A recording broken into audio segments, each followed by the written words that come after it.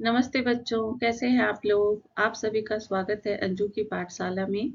मैं आज आप लोगों को पढ़ाऊंगी समास कंपाउंड। समास किसे कहते हैं? तो अगर सिंपल वे में पूछा जाए तो समास का शाब्दिक अर्थ, सिंपल मीनिंग होता है संक्षिप्त करना। संक्षिप्त करना, छोटा करना, शॉर्ट करना, जो भी आप बोलना चाहे बोल सकते हैं। समास का डेफिनेशन है दो या दो से अधिक शब्दों को मिलाकर नया शब्द बनाने की प्रक्रिया को समास कहते हैं। दो या दो से अधिक शब्दों को मिलाकर जब न्यू वर्ड बनता है, नया शब्द बनता है, तो इस प्रोसेस को ही समास कहा जाता है।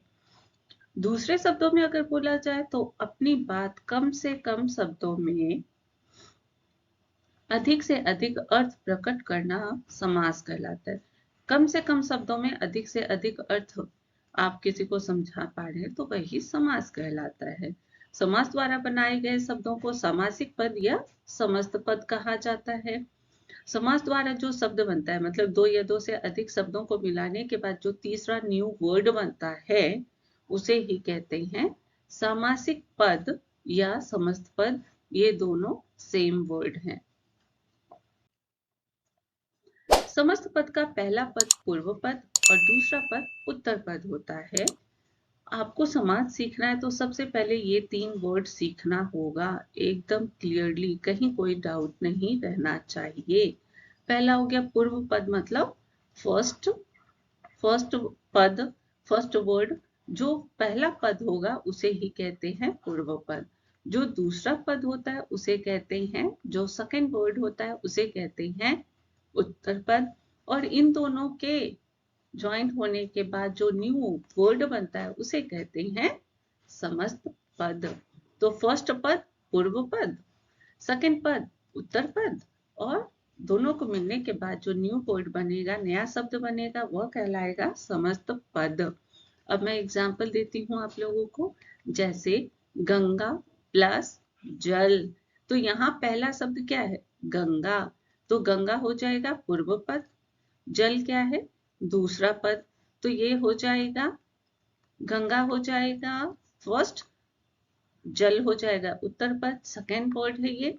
एंड इन दोनों के कंबाइन होने के बाद, जोड़ने के बाद क्या बना? गंगा जल। तो ये हो जाएगा समस्त पद। देखिए यहाँ लिखा हुआ है, यहाँ गंगा पूर्व पद है और जल उत्तर पद है। समस्त पदों के संबंध को स्पष्ट करने की प्रक्रिया को समास विग्रह कहा जाता है। तो दो या दो से अधिक शब्दों को मिलाकर जो समस्त पद बनता है, समस्त पद किन शब्दों को मिलाकर बना है उस चीज को दिखाने के लिए समस्त पद को जब तोड़ा जाता है, उसको अलग किया जाता है, तो यही प्रक्रिया, प्रोसेस समास विग्रह कहलाता है। समास विग्रह मतलब वर्ड को तोड़कर अलग करके लिखना। जैसे राजपुत्र, ये समस्त पद हो गया, इसको ब्रेक करेंगे, वही ब्रेक करने का प्रोसेस ही कहलाता है समास विग्रह। राजा का पुत्र, तो राजा हो गया फर्स्ट पद, यस, पूर्व पद। पुत्र हो गया उत्तर पद, और इसमें कारक चिन्ह लगा हुआ का। तो समस्त पद हो गया राजपुत्र, राजा पूर्व पद, उत्तर पद हो गया पुत्र। यहाँ भी मंत्रालय हो गया समस्त पद, मंत्री का आलय, यस। तो मंत्री हो गया फर्स्ट पद और आलय हो गया उत्तर पद। मुझे लगता है आप लोगों को ये तीन, जो कि समास के लिए बहुत जरूरी है, समझ आ गया होगा। समस्त पद जो न्यू वर्ड बनता है, फर्स्ट वर्ड जो होता है उसे कहते हैं पूर्व पद, जो सेकंड वाला होता है उसे कहते हैं उत्तर पद। नाउ डू यू नो, क्या आप जानते हैं समास के कितने भेद होते हैं? तो दिमाग की बत्ती स्विच ऑन कीजिए और आंसर दीजिए, समास के कितने भेद होते हैं? Yes, very good, big thumbs up with smile है। आप लोगों ने सही आंसर दिया है। समास के 6 भेद होते हैं। तो अभी मैं आप लोगों को ये पढ़ाऊंगी। समास, समास के 6 भेद होते हैं। पहला हो गया अव्ययी भाव समास, दूसरा हो गया द्वंद्व समास, तीसरा हो गया तत्पुरुष समास, चौथा हो गया कर्मधारय समास, पांचवा हो गया द्विगु समास और छठा हो गया बहुव्रीहि समास। तो आज हम लोग अभी ये 3 पढ़ेंगे और 3 मैं समास के सेकंड पार्ट में, सेकंड वीडियो में पढ़ाऊंगी।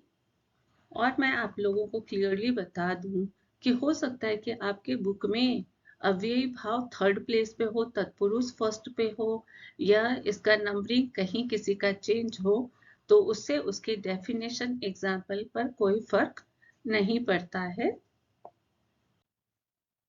पहला है अव्ययी भाव समास। जिस समस्त पद का पहला पद प्रधान हो एवं अव्यय हो। पहला पद, फर्स्ट पद जो होगा वो प्रधान होगा, इंपॉर्टेंट होगा, उसका ज्यादा वैल्यू होगा, लेकिन और क्या है, वो अव्यय होना चाहिए। अव्यय मतलब अविकारी शब्द, जो अपने आप को लिंग वचन और क्रिया इन सब चीजों में कभी भी अपने आप को चेंज नहीं करता है, ये अविकारी शब्द होता है। तो पहला पद प्रधान हो और वो अव्यय हो और पूरा समस्त पद क्रिया विशेषण के रूप में काम करे, वह अव्ययी भाव समास कहलाता है। एग्जाम्पल देखिए, यथाशक्ति, शक्ति के अनुसार। तो यथाशक्ति एक आदमी के लिए यूज हो तो भी यही यथाशक्ति लिखाएगा, 200 आदमी के लिए यूज हो तब भी यही लिखाएगा।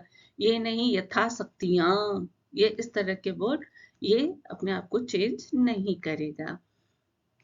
नेक्स्ट एग्जाम्पल, रातों रात, रात ही रात में, आजन्म, जन्म से लेकर, प्रति वर्ष, हर वर्ष, बेशक, बिना संदेह, यथोचित, जो उचित हो। ये देखिए यथाशक्ति का एग्जाम्पल है। कोई भी आदमी होगा, काम करता है तो जितनी उसकी शक्ति है उतना ही करेगा, है ना। ये देखिए रात तो ही रात में, कई बार कुछ मैसेंजर या ऐसा कोई आदमी होता है जो रात ही रात में काम करता है, तो ये उसके लिए है। और एग्जाम्पल मैं बता रही हूँ आप लोगों को, यथा संभव, जैसा संभव हो, अनुरूप, रूप के योग्य, बेमतलब, मतलब के बिना, भर पेट, पेट भरकर, भरपूर, पूरा भरा हुआ, प्रत्यक्ष, आंखों के सामने, सादर, आदर सहित, बखूबी, खूबी के साथ। नेक्स्ट है द्वंद्व समास। जिन समस्त पदों के दोनों पद प्रधान हो। देखिए यहाँ दोनों पद अव्ययी भाव में क्या प्रधान था, यस, अव्ययी भाव में पहला पद प्रधान होता है, लेकिन यहाँ दोनों पद प्रधान होता है, किसी एक को आप छोड़ नहीं सकते हैं, चाहे वो पूर्व पद हो और उत्तर पद हो, ये दोनों का अपना इंपॉर्टेंस है। और जिनका विग्रह करने, विग्रह मतलब तोड़ने पर, विग्रह करने पर और, तथा, या, अथवा, एवं योजक का प्रयोग किया जाता है, उन्हें द्वंद्व समास कहते हैं। तो दोनों पद का इंपॉर्टेंस है। और अगर उसका विग्रह किया जाता है तो ये 5 में से कोई एक वर्ड लगा होगा, तो ये आप इस तरीके से भी पहचान सकते हैं, जहां 2 पदों के बीच में और, तथा, या, अथवा, एवं, इस 5 में से कोई एक रहेगा, मतलब वो द्वंद्व समास है। एग्जाम्पल देखें, हार जीत। तो द्वंद्व समास का जब भी रहता है समस्त पद, तो उसके बीच में हाइफन लगा रहता है। और आप देखेंगे अक्सर ये जो होते हैं वर्ड अपोजिट वर्ड्स होते हैं, फाइन, अक्सर ये अपोजिट वर्ड्स होते हैं, कई कुछ ही हैं जो कि अपोजिट नहीं है, नहीं तो सारे अपोजिट होते हैं। और जब विग्रह किया गया है तो देखिए और, या, अथवा, तथा, यस, इस तरह के 5 में से कोई ना कोई एक वर्ड लगा रहेगा। हार जीत, हार और जीत, पाप पुण्य, पाप और पुण्य, देश विदेश, देश और, देश तथा विदेश, दान दहेज, दान और दहेज, अंदर बाहर, अंदर या बाहर। देखिए मैंने पिक्चर लिया है अमीर गरीब, यस, बीच में हाइफन आएगा, ये अपोजिट वर्ड विलोम शब्द भी हो गया। बूढ़ा बच्चा, यस, तो ये अपोजिट वर्ड भी है। समस्त पद देखिए, वेद पुराण, वेद और पुराण, बच्चे बूढ़े, बच्चे एवं बूढ़े, अमीर गरीब, अमीर या गरीब, लेन देन, लेना एवं देना, जल वायु, जल और वायु, दाल चावल, दाल और चावल, भला बुरा, भला और बुरा। नेक्स्ट है तत्पुरुष समास। तत्पुरुष समास में समस्त पद का दूसरा पद प्रधान होता है, अव्ययी में पहला प्रधान होता है, द्वंद्व में दोनों प्रधान होता है और तत्पुरुष में दूसरा पद प्रधान होता है। इनके निर्माण में दो पदों के बीच कारक चिन्हों का लोप हो जाता है। जब इसका वो यूज किया जाता है, जब इसका देखो पहले तो दोनों पर दूसरा पद प्रधान है, और जब दो पदों के इसमें क्या होता है, तत्पुरुष समास में दोनों पदों के बीच कारक चिन्ह का लोप हो जाता है। जब समस्त पद बनता है तो विग्रह किया जाता है तो कारक चिन्ह आ जाते हैं। फाइन। कारक आप लोगों को याद होगा, कर्ता ने कर्म को करण से अपादान, यस, लेकिन इसमें कर्ता नहीं होता है, उसके अलावा जो 6 हैं वो सारे होते हैं। तो समस्त पद में लोप हो जाता है। लोप मतलब वो दिखाई नहीं देता है, छिप जाता है, इनविजिबल हो जाता है। फाइन। देशगत, देश को गया हुआ, अकाल पीड़ित, अकाल से पीड़ित, सत्याग्रह, सत्य के लिए आग्रह, गुणहीन, गुण से हीन, सेनाध्यक्ष, सेना का अध्यक्ष, सिर दर्द, सिर में दर्द। कई बार बच्चे डाउट पूछते हैं, मैम हमें कैसे पता चलेगा कि ये कौन सा कारक है और क्या लगेगा, में लगेगा, के लिए लगेगा। आप सोचिए तो आपको खुद ही समझ आ जाएगा। जैसे सिंपल एग्जांपल लेती हूँ, सिर दर्द, सिर दर्द, सिर, सिर के लिए दर्द, सिर में दर्द और सिर पर दर्द, कहाँ क्या लगेगा, सिर में दर्द होता है ना, पर और का के लिए तो नहीं होगा। यस, तो ऐसे सोच के आपको एक बार रिकॉल करके तब लिखना है।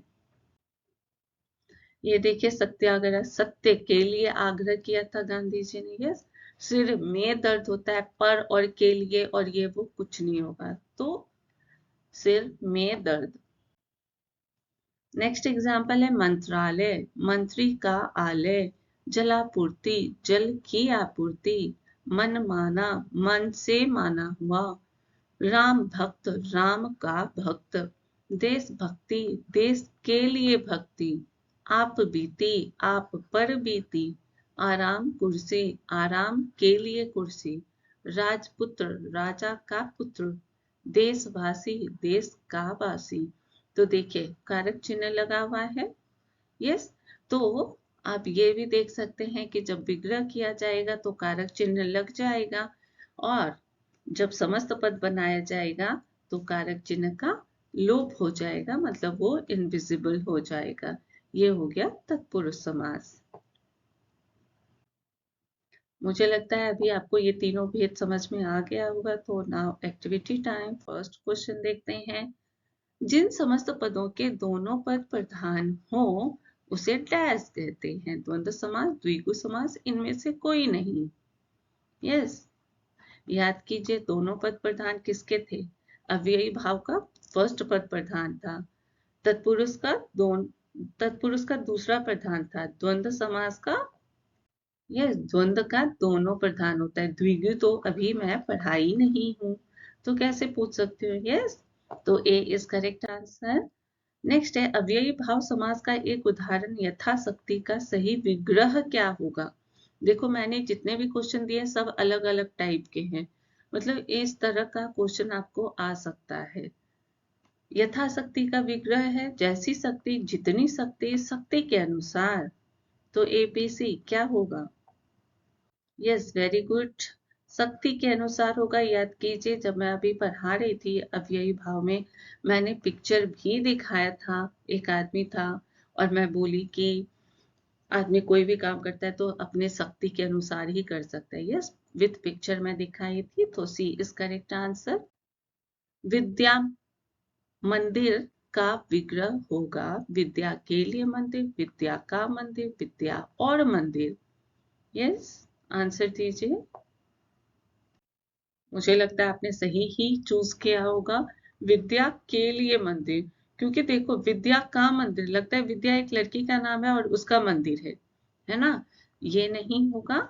विद्या और मंदिर, ये और तो किस में चला गया? द्वंद्व समास का एग्जाम्पल हो जाएगा, है ना? लेकिन ये एक्चुअली तत्पुरुष का समास के लिए है। ये A is correct answer, B and C both are wrong answers. Next है पाप पुण्य में कौन सा समास है? देखिए हाइफन लगा है। जब इसका विग्रह करेंगे तो और तथा एवं आ जाएगा। इस किसमें था? द्विगु द्वंद्व तत्पुरुष। वेरी गुड, द्वंद्व is correct answer, B is correct answer. Now fifth question, गुणहीन का विग्रह होगा गुण के लिए हीन, गुण से हीन, इनमें से कोई नहीं। यस, गुण से हीन होता है, होगा। गुण के लिए हीन, ऐसा थोड़ी होता है कि किसी को वो गुण नहीं चाहिए तो गुण के लिए हीन, ऐसा कोई वर्ड नहीं होता। गुण से हीन, B is correct answer. Now आज के लिए इतना ही। Thank you, bye. मिलते हैं नेक्स्ट वीडियो में।